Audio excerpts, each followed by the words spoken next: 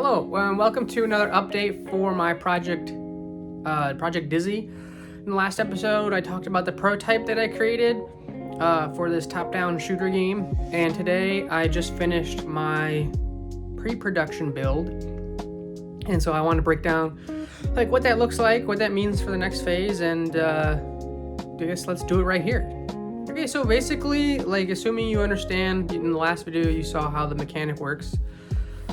Basically what I've done is I've created a spawning system for the enemies so that the enemies can, all you gotta do is drag and drop enemies in the system, decide how long you want them to, like what speed you want them to come out on, and then you can just place them around the level. Create the same thing with the item spawner. You just choose in the editor which items you want to put in there and how often they spawn. I also created a win sequence and a lose sequence. A win sequence brings you back to the level select screen, and the lose sequence allows you to restart the level. The level select screen is also hooked up to basically a level unlocking system. So I have a system that basically keeps track of all the scenes in the build profiles, and then every time you win a level, it unlocks the next level. So the idea is that, like, the art's in the game, the basic mechanics are in the game, and the systems that we're going to use to expand upon it are all in place and ready to go. So, I mean, obviously everything's not perfect. Like, some of the art is placeholders, a lot of the UI is all placeholder, but all the systems are done. Like, theoretically, like, I don't have to program anything else for the rest of the project, except for like fixing bugs. But so, like, my goal for production, I always say production is reproduction. Basically just means, like, how do we make a bunch of levels? So I have a design document that I created, and it basically just details what the components are to a level, how to design them, and how to add a new level. So you just create a new scene, you add the game manager, you add the player prefab, you hook them up, and then you just basically drag and drop spawners and enemy spawners and item spawners, and you can design a whole level. You can also go in there and design new power-ups.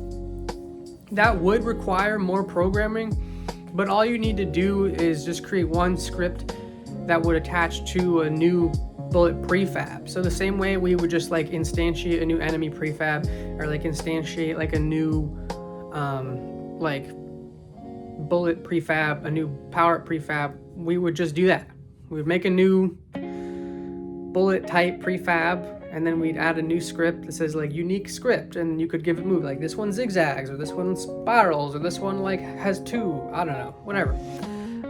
And so the idea is that I'm gonna hopefully find some people to help me, like some designers that are gonna want to help do some level design.